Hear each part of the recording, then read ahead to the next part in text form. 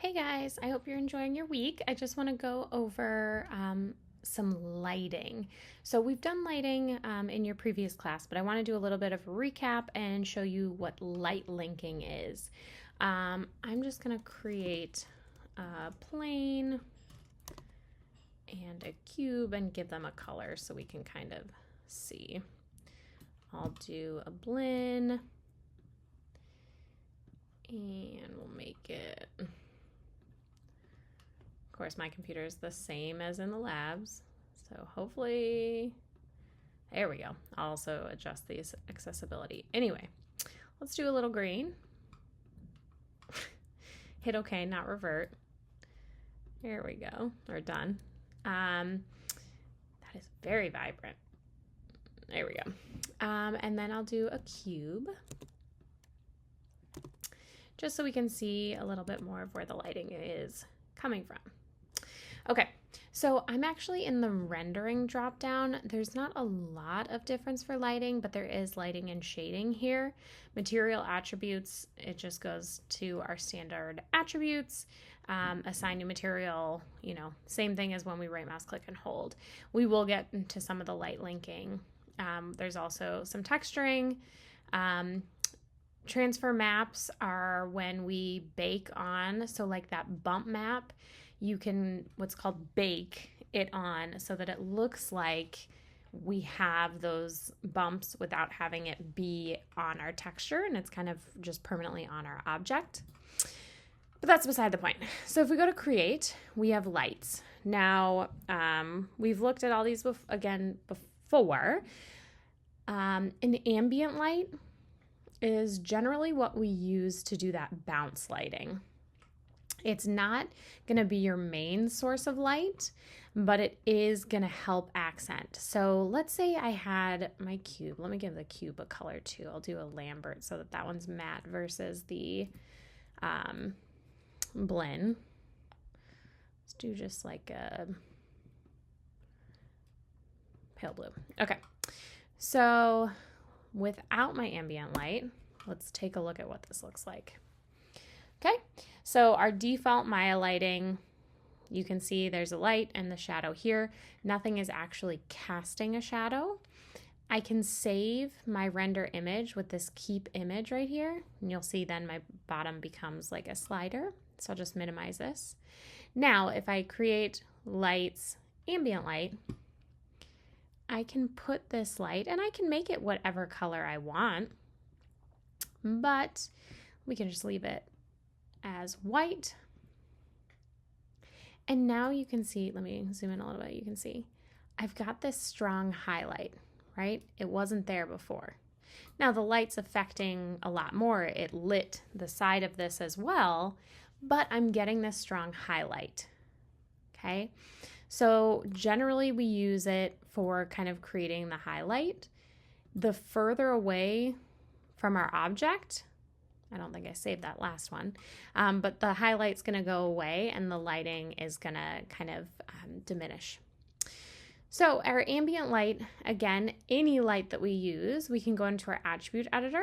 You can change the type of the light, you can change the color and the intensity. So the intensity is going to be how bright that light is. So I turned it up pretty high. Sorry, my recording system crashed. So anyway, ambient light, what we're going to use for bounce lighting. Okay, I'll just go down the list. Again, you could just go to create lights and then area light. This is kind of like our overhead, the fluorescent bulbs in our classroom. If you look at the icon, it's a square and then there's like a little string. The string is showing the direction that the light is going. So this one we can place above. Let's do a test render. It's pretty dark, so we can turn up the intensity. Now with this one, the closer to the object again, but we can create kind of more of an atmospheric look with something like this.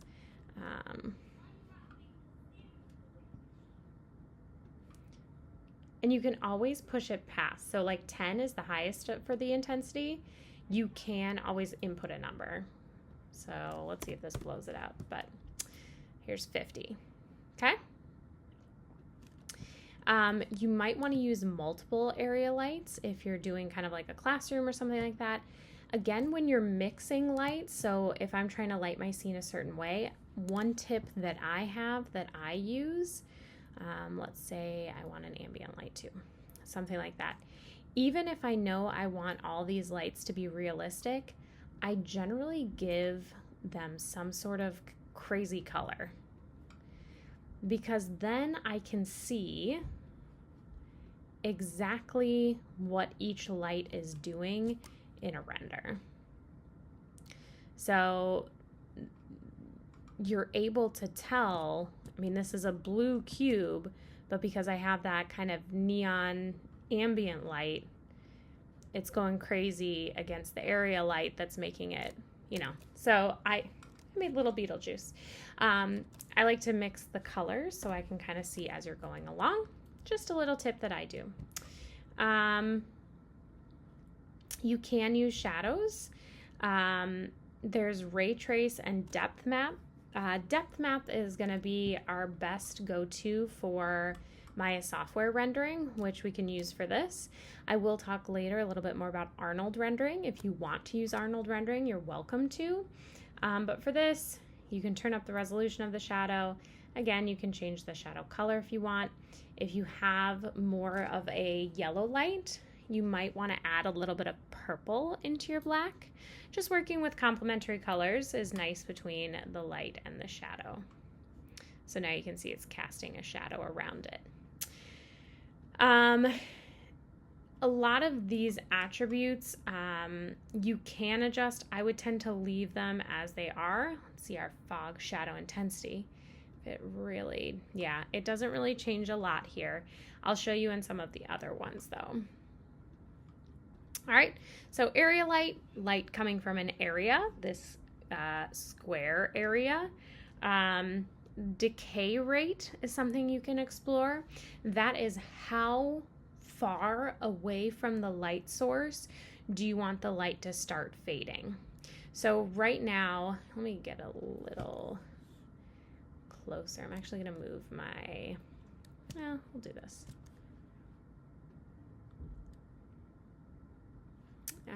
Actually, I think this is going to be a better way.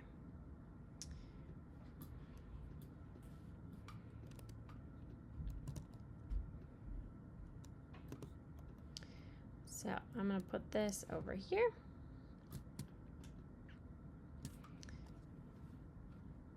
Okay, so let me save this. We can see that we have the highlight, exactly where the light is coming from, and then this is the decay, like how far it takes before the light kind of drifts away. So linear, quadratic, these are all different kind of coded ways for Maya to think of the light. They're going to kind of give us a faster decay rate. So this quadratic is really close. I don't think I saved the linear.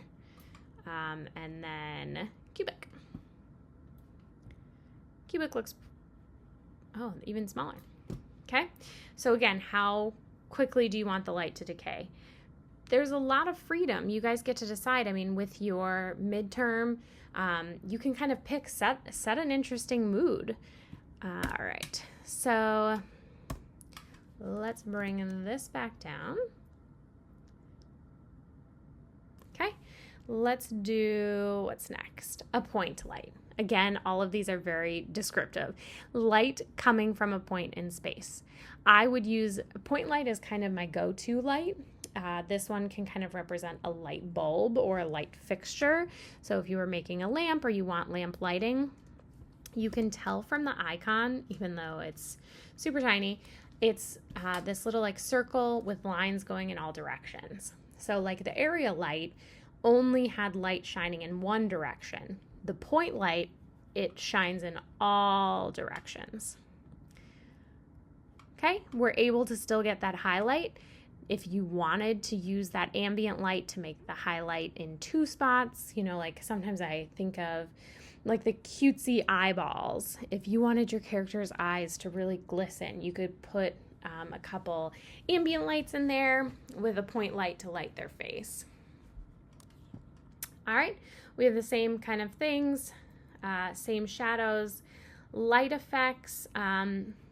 You can add a little bit of a glow. I'm not going to go over that one too much, but know that there are some abilities. All right. Spotlight is our flashlight. Again, so you get this kind of like cone lighting. Let me just do it on the plane.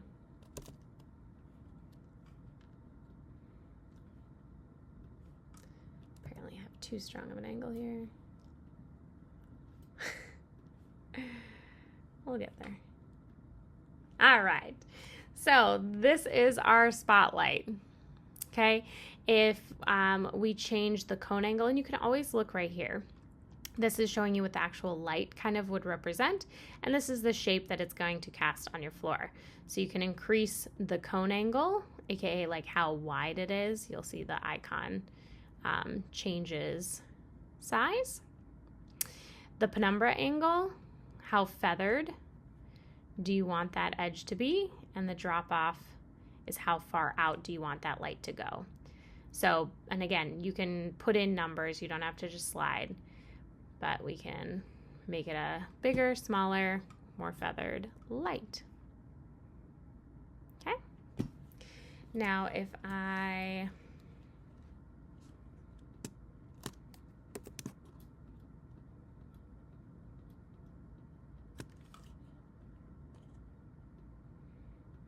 I'm just going to extrude so we can have one wall here.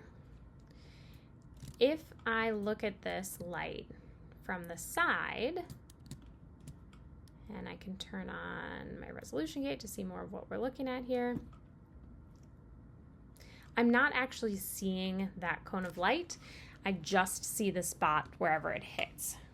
So just to be aware of that. If you did want to edit that, that's in our light effects, light glow, but I'll let you guys explore that further.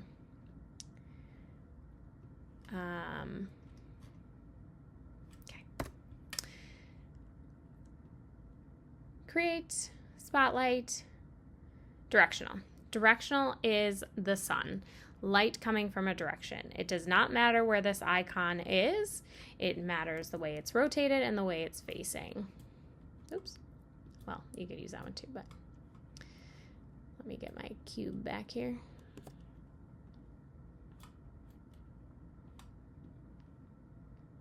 Okay. So if I change the angle on this, turn up the intensity a bit. And let's cast some shadows. Turn up the resolution. Okay, so with the directional light, the shadows really, help sell the direction. Obviously, light and shadows are best friend, but if I want to save this, we can do a higher angle, we can do a lower. Nothing is in my scene because I've made the angle of my light so strong that it's not actually hitting anything. And this back plane is only a plane, so it can't actually get the light. So we can rotate it down. Okay. Kind of like a high noon. The shadow becomes smaller. Okay. So with our lights, directional is the only one that it doesn't matter where on the scene it is. Everything else, location matters. With all of these lights, you don't really want to scale. You just want to use the intensity. And then rotation matters, except for the ambient and point light. Oh, our volume light. So sorry, hopefully our last crash here. So volume light. Volume light is a light coming from a voluminous area. So you've got the shape here, and you can change it if you want it to be a box, a cylinder, or a cone. Everything else works pretty much the same way. Okay? I want to go over light linking. So let's say I'm going to do a couple point lights. I just hit D for duplicate. We'll do something like this. For the sake of this lecture, let's give these some color.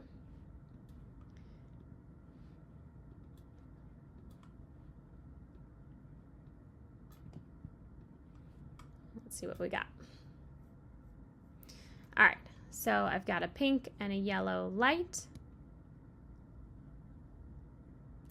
I'm gonna bring this one closer.